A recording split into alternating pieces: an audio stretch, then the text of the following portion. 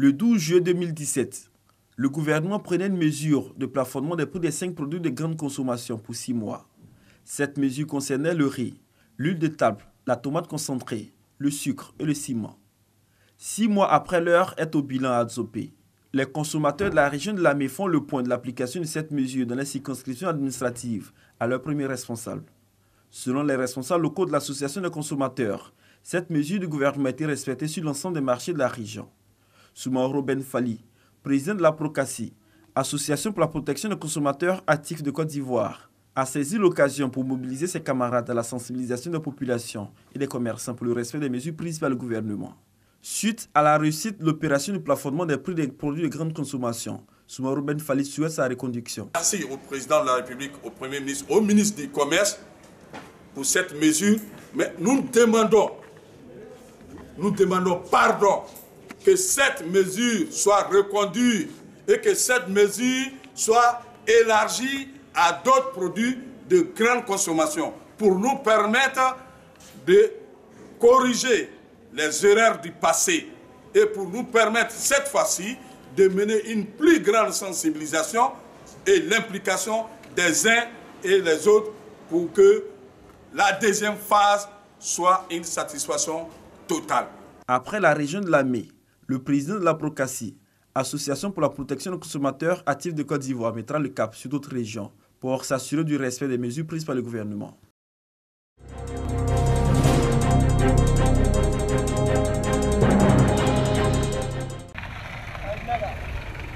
Tatikro, l'une des portes terrestres de la Côte d'Ivoire avec le Ghana voisin.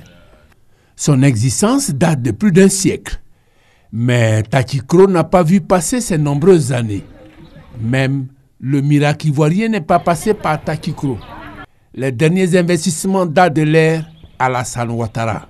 Nous sommes à Tatikro et nous avons pu quand même obtenir aussi un château d'eau sous l'ère Alassane Ouattara. Et beaucoup de choses. Nous avons même obtenu quand même 2 collèges de proximité. Ça, c'est des choses qu'il faut souligner.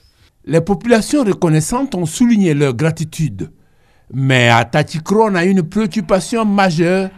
La route Tatikro-Animelekro, longue seulement de 35 km. Un calvaire pour les usagers. L'état de la route fait qu'on paye voiture, mais on ne peut même pas faire 2 ans, 3 ans avec ça. Quand quelqu'un est malade, même pour ici, pour 35 km, on ne peut pas. Avec l'état de la route. Durée du trajet en saison pluvieuse, 4 heures. Une donnée à inscrire sans sourciller au record Guinness. Et pourtant, Tatikro Animelekro est une voie internationale. Nous avons par exemple la visite de plus de 100 remorques par semaine. Mais très peu de remorques parviennent à quitter Tatikro pour arriver à Animelekro. Parce que le tronçon est gâté. Depuis belle lurette, il n'y a pas eu de machine, il n'y a rien eu. À Tatikro, on a une seule préoccupation. Voir la route revêtue. Une promesse du président qui sera tenue. Le gouvernement du président Alassane Ouattara, il nous a promis. Le président nous a promis, il va le faire. Et ce sera le bonheur pour les populations et les nombreux camionneurs avec leurs marchandises valant au bas mot des centaines de millions de francs CFA en partance ou en provenance des ports d'Abidjan ou de San Pedro.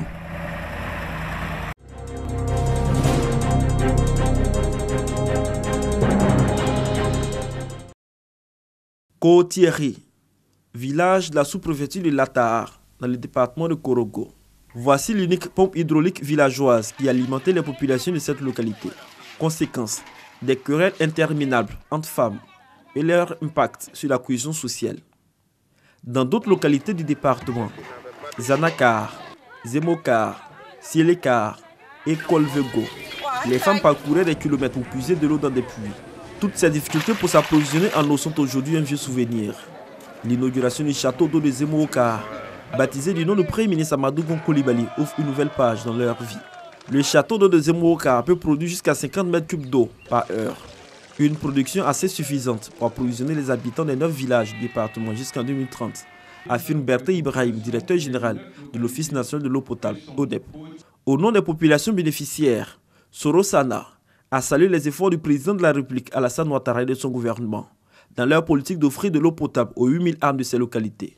Les populations des deux sous-préfectures réunies me charge de dire au président de la République qu'elles sont de cœur avec lui, qu'elles adhèrent entièrement à sa politique de développement, les populations des sous-préfectures de Latahar et de Sowo souhaitent bon vent et longue vie au président de la République pour la continuation de sa politique de développement économique et social. Le ministre des Transports, Amadou Koné, représentant le Premier ministre Amadou Gon Coulibaly, accompagné du ministre Issa Coulibaly, a signifié aux populations que ce château d'eau qui a coûté 500 millions de francs CFA à l'État de Côte d'Ivoire est la preuve tangible de l'engagement du président de la République Alassane Ouattara et de son gouvernement à atteindre l'un des importants défis de sa gouvernance, l'eau potable pour tous. D'ici 2020, l'ensemble des villages de plus de 500 habitants seront électrifiés.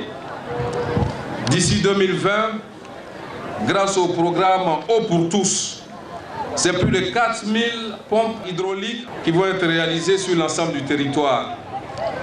D'ici 2020, c'est près de 200 milliards de francs CFA qui vont être investis dans l'eau potable pour l'ensemble des Ivoiriens. Avec ce château d'eau, c'est un nouveau départ pour ces villages de la sous-préfecture de Latahar, engagés à lutter contre la pauvreté.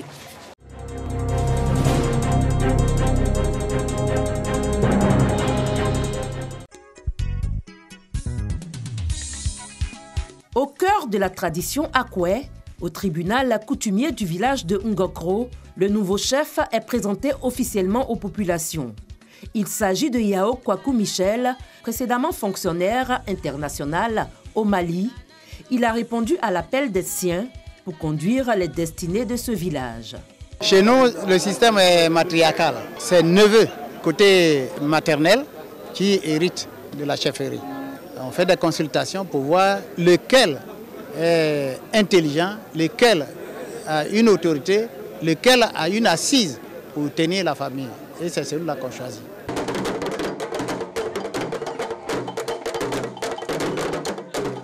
Pour l'occasion, c'est au rythme du tam-tam parleur que le cérémonial de rituel de la passation s'est déroulé.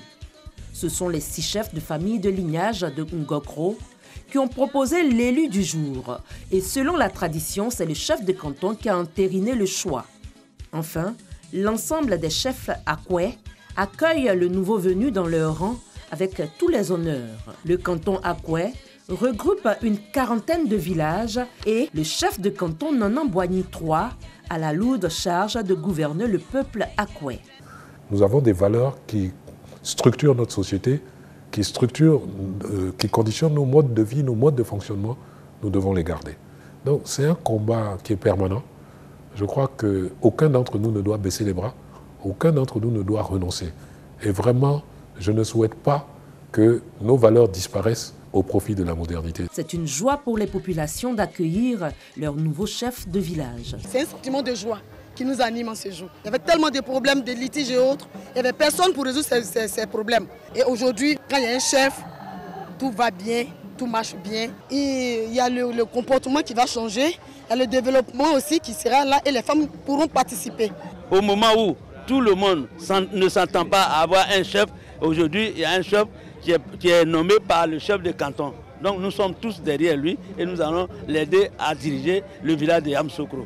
Kami est le village originel du peuple Akwe et il est situé à 5 minutes de Ngokro. L'intérim du village de Ngokro était assuré par le chef de village de Kami, Nanan Kwasi Konan. Chaque village a son intégrité, mais chacun de nous sait, dans notre canton Akwe, que le village originel c'est Kami. L'exercice du pouvoir est dur et ce n'est jamais le fait d'un seul homme.